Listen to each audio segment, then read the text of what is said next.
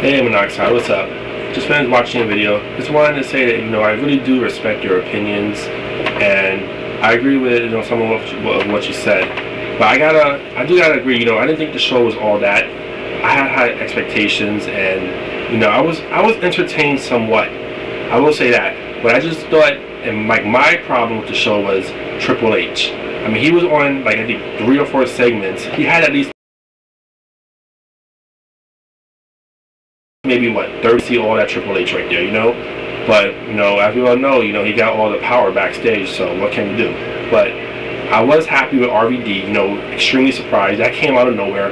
No one predicted that happening. I thought he was going to go to TNA, and he didn't.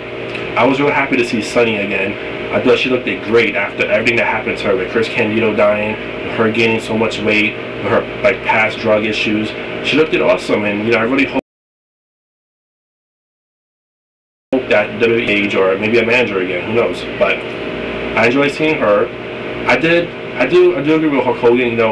I'm not the biggest Hulk Hogan fan anymore.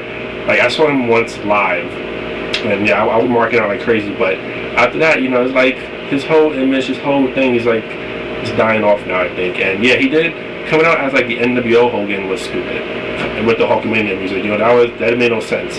But I agree with you with a lot of what you were saying, but I personally thought I was entertained with the show somewhat. I was happy to see a lot of the old guys there. So in that sense, I was entertained.